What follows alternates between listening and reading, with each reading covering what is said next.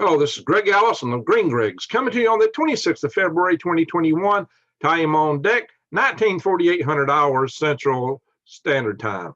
My friends, the United States has struck, the U.S. military has struck Iranian-backed militia in Syria just yesterday. In fact, this was in response to the fact that they had fired rockets at American facilities and bases, to include Monday, the green zone at our embassy in Baghdad, and also another base where a contractor was injured. But there was a bigger attack that occurred in the Kurdish region against their Erupt International Airport there. We had a military base at the Erupt International Airport, which Katyusha rockets were sent in attacking and injured several Americans there. So the United States attacked Iranian forces in Syria. So, my friends, if you thought a love fest was breaking out between the United States and Iran because Joe Biden got elected president, that might not exactly be happening, at least just yet. And in fact, there is risk. I keep telling you guys that Iran and the entire Middle East is a powder keg, and that powder keg is smoking. A lot can go bad in a hurry. And it just so happens, and I got to tell you about this. There have been Iranians captured crossing the United States border from Mexico. We're going to go into that. So what is cooking? We got, friends, I tell you, you got to get ready. You got to get prepared, because there's a lot of things that could bring our grid down. I talked about the sleeper cells that Iran had in the United States that were set up just for that purpose. We'll go into that again in a minute. Our grid is at risk. Look what just happened in Texas. I just did several videos on that, and I'm not done with that topic either. We got some people looking into that. I got more stuff to bring to you on that topic down the road, and our overall grid security. So you got to get ready.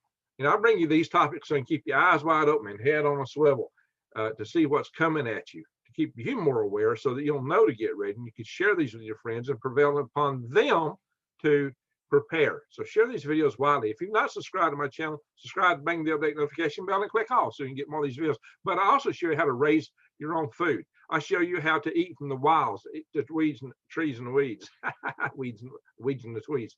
I show you how to purify and sanitize water. I've got these kind of things in my videos, but I've got a lot of stuff on gardening, worm farming, and there'll be more of that coming in your future. So, but also bring you special deals. Right now, we've got 20% off this 25-year-long storage food.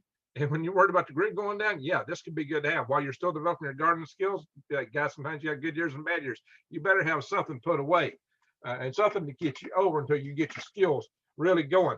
25-year supply of food here, 25-year lasting food, excuse me. What you can get is either on the special. Well, I've got a couple of deals where you can get either a 4-week supply or a 2-week supply. You get a little better than 20% off if you buy 4 weeks, just a little under 20 if you buy the 2 weeks. So one of these buckets is 2 weeks, two of them is 4 weeks. You get 2,000 calories a day, breakfast, lunch, and dinner. With that deal, you'll be a winner. Go to prepwithgreg.com, prepwithgreg.com. Links below the channel notes and in the pin notes. Link with prepwithgreg.com. And guys, if you need a bug out, especially, hey, check out these little pouches. Easy to put in your backpack if you're hiking. Throw these in a bus, car, boat, van, whatever will float. And just remember, that's the way to keep your family afloat. So check that deal out, prepwithgreg.com. So let's get on with this story. Now, like I said, what's happened is that we had Thursday, our military struck proxy militia for Iran, Iranian-backed militia in Syria. Now, some people think maybe they struck in Syria because they're trying to give some relief to the Baghdadi officials, because we've been getting hit in Iraq. And so they're trying to give the Iraqis a little breathing space, because they're to get some investigations going on and trying to check some things out. So they're trying to give a little breathing space to the Iraqis. But, you know, how much do we want to do that? So maybe Syria was seen as a little bit lesser of an escalation. Although this could escalate, it could always escalate. Anytime you in a feud, one side strikes the other, even if you halfway hit, you know, you're liable to get hit back with a haymaker, if you know what I mean. I mean, Iran is not in a position to hit us with a haymaker yet, but if they think we're about to take them, they just might. They just might. So, and why are all these Iranians sneaking into this country? So, yeah, we're going to go into that. So, what's happened is that we got to ask though, were these attacks though done in such a way that they were limited in scope as to lower the risk of escalation? Really? I don't know, guys. You tell me what you think. I'm gonna give you some quotes here. According to John Kirby, who's a Pentagon spokesman, he said, at President Biden's direction, U.S. military forces earlier this evening conducted airstrikes against infrastructure utilized by Iranian-backed militant groups in eastern Syria. He said, President Biden will act to protect American and coalition personnel. At the same time, we have acted in a deliberate manner that aims to de-escalate the overall situation in both eastern Syria and Iraq. We've hit you to de-escalate. Well, you can expect a tit for tat because they've been hitting us. They seriously have. Iran backed militias have been firing a lot of Katyusha rockets into bases where Americans are located, both contractors and military. They don't care either way, including Iraqis. So, but he added that these strikes destroyed multiple facilities at border control points used by these Iranian-backed militant groups. But there's a lot of other stuff coming out. Some of them speaking on anonymity said that, hey, the United States wanted to punish the militants, but did not want this to spiral into a bigger conflict. Interesting to see how that pans out. So this has been seen as a necessary deterrent. And in fact, our House Foreign Affairs Committee top Republican Representative Michael McCall said, responses like this are necessary deterrent and remind Iran and its proxies and our adversaries around the world that attacks on U.S. interests will not be tolerated. So it goes on along those lines. Now, what I'm going to do is I'm going to show you guys an article here, guys. Hang on. We're going to talk about this briefly. Let me do a share screen. One momentum, please. Ding, ding, ding, ding, ding, ding, ding. There we go. And here we are. This is U.S. Customs and Border Protection. Okay, this is an official website. This isn't some Joe Blow, fly off the night kind of thing. Okay. Yuma, Arizona. Here it says that the Yuma border agents have arrested a group of 11 Iranian citizens who illegally crossed the border in the United States Monday evening. Of course, this was back on the 3rd. 11 on one occasion. 11 at one time. And yeah, I've highlighted the locations. I'm going to try to show it to you, or something really close to it. They were located on this bridge, County Road 21st Street, and Salinity Canal. That's hard for me to find out. I found a water area. Maybe that's it. I'm not 100% sure. But agents determined the group had illegally crossed the, of course they illegally crossed. But, this is a group, so it counters people over the world, but apparently the Iranians make up a heavier proximity of that. And this Yuma group seems to be especially adept at catching the Iranians, or maybe there's more because it says, and last year, they caught what was it down here, 8, and there's only 14 across all the other. Right here they got 8 in 2020. How about that? 8 Iranian nationals in 2020, compared to just 14 from all the other border stations combined. So that means last year there were 22 border agents, 22 Iranians that were captured coming across the border trying to sneak in the United States just last year. And this year, this one station got 11 along. So are they increasing numbers? Where are these guys coming from? Why are they coming here? What is going on? And for those that are captured, how many of those that got away? We'll go into all this stuff. We're going to some estimates on it. So this looks like approximately where they were. I searched 21st Street and Salinity Canal. This may be the canal. It's definitely a waterway. I'm not sure. This is County Road 21. It doesn't run long, so guys, that's the only waterway crossing, and that's the only bridge I've seen on the 21. Well, all right, 21 goes over here too. So, but I think that's it back there. That's as far as it goes, guys. I think I found the bridge where these guys were captured. I believe it's right here. So if we back out, these satellite pictures are funky. Some of them are taken in the spring when crops are growing, and some are taken in the winter when there's nothing there. So it makes for some odd bands and colors on these satellite photographs. This is Google showing these. So if you back out, this gives you the bigger picture. There's Los Alamos. Los Alamos. Uh-oh. And right here's the border. This is the U.S.-Mexican border right here. So they didn't get far. Here's the Colorado River. Look how dry it looks. Look at that, going into Mexico. You see any water in the Colorado River?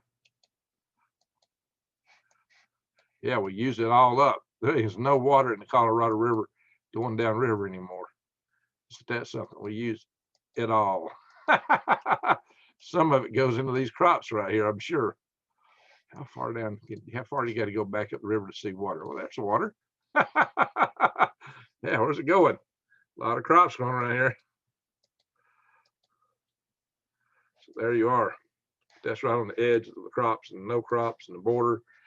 And of course, you get across the border, there's not really anything going on over here at all. It's pretty much desert, my friends. All right, so let's not stop there. Let's look around. Now, this is Baja, California, right here. Salton Sea.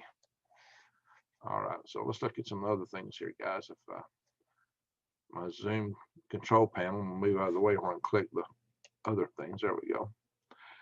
Barely half of illegal border crossers caught, according to Homeland Security report. Barely half.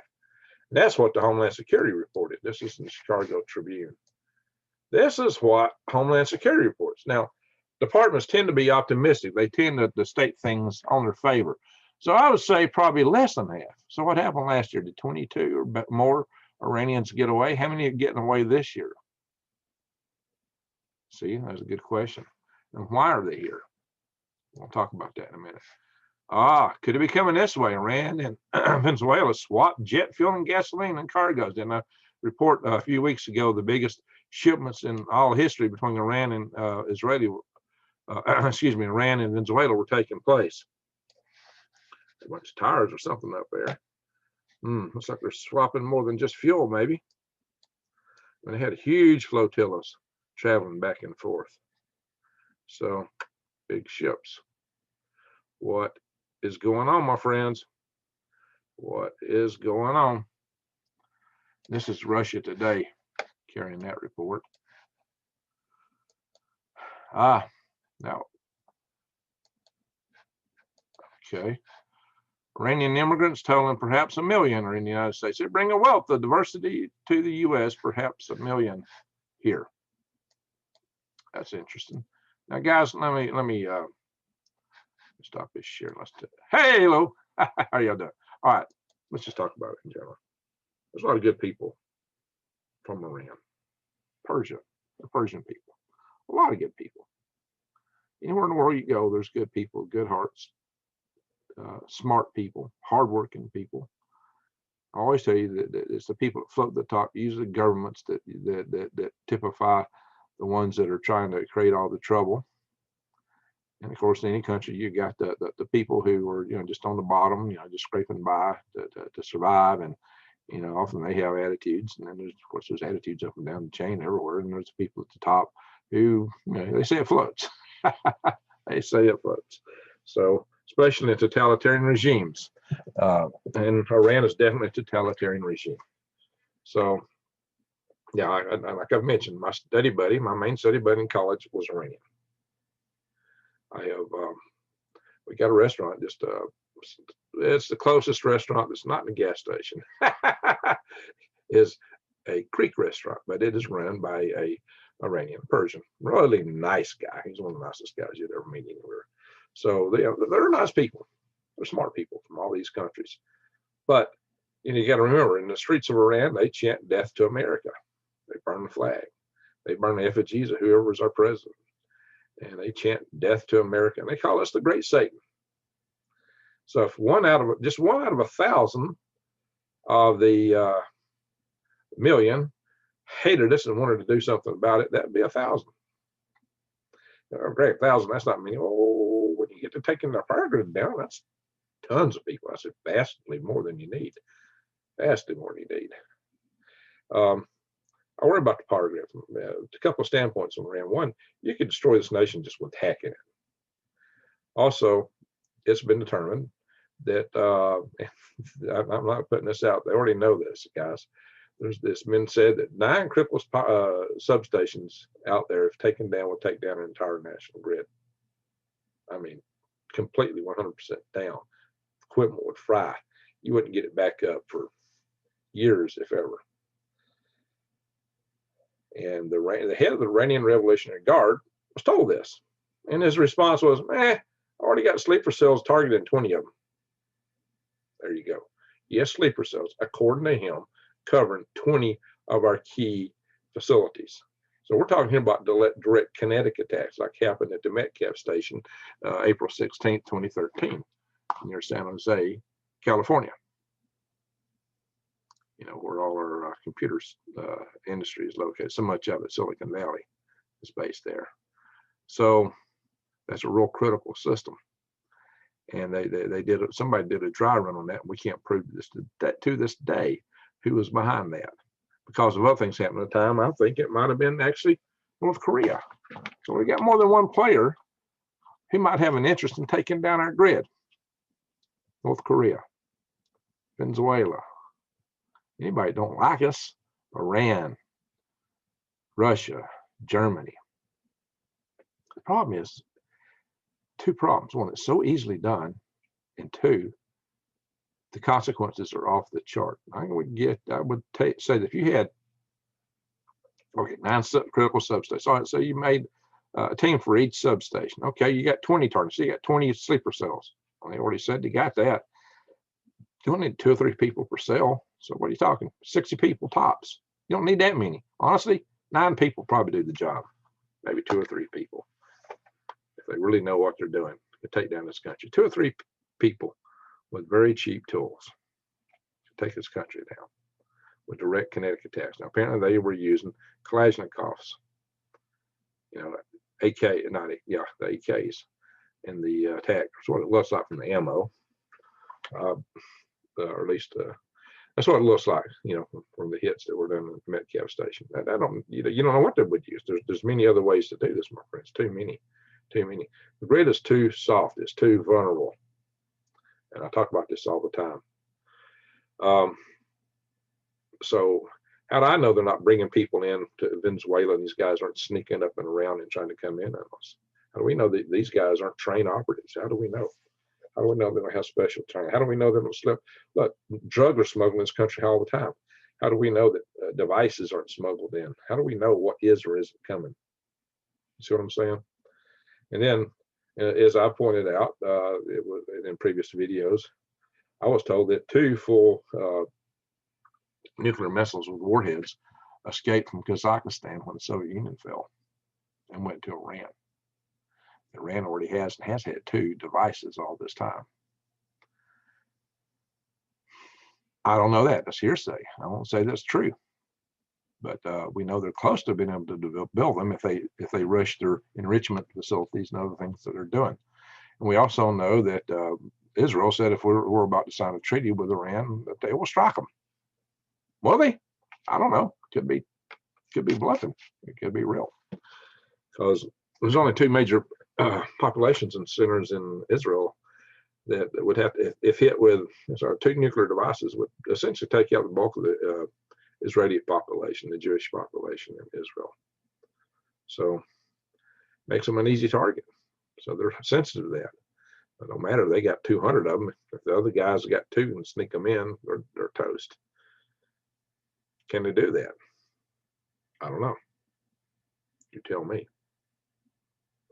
EMP though. So you know, it was still possible that an EMP attack could be conducted from our soft underbelly coming out of the south, off of a ship, deck of a ship.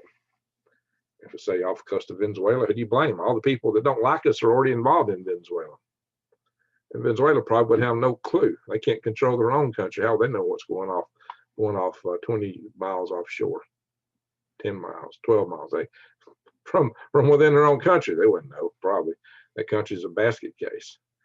But you know, if you want plausible deniability that you were the attacker, go offshore, EMP devices, and you know, And they don't have to even be intercontinental ballistic missiles, just, continental ballistic missiles. Ballistic missiles. So there's many ways that we could be putting the world to hurt here. That's what I'm trying to tell you. It's just too easy. Look, and Texas came really, really, really close. They had a real close call. I got more than that. I got more intel since I did my video even yesterday. So I'll share that with you. The reason I didn't bring this report to you yesterday was when I heard about the 4 minutes and 37 seconds, I said, no, this trumps it. So I was prepared to do this report yesterday, but that trumped this. But this may in the end trump both of them. So you got to be careful. This is important for you to know that there's still tensions between Iran and the United States. And it is written in the military doctrine of Iran that if they have a war with us, we're going to take down our grid. That is in their doctrine, to attack our grid in case there's a war. And so, my friends, and even if Israel strikes them, they'll blame us for it, even if it's unilateral because they think we're going to make peace. There's no easy way out of this. No easy way out. I think we just need to get the heck out of the Mideast. I think that's the best way out. But extracting ourselves from that is not. It's going to be a process, apparently. I was like, get out. But let them do what they will and let God sort them out. That's what some say, right? Well, yeah, there could be consequences to that too. I'm going back also been talking about Pakistan and India and some other situations in the world in the future. Not too far now. Why to be concerned with these things? Okay, my friends, said enough on all that.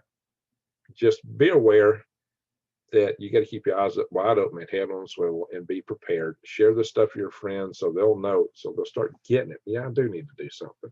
This is real. Everything isn't okay. Not yet.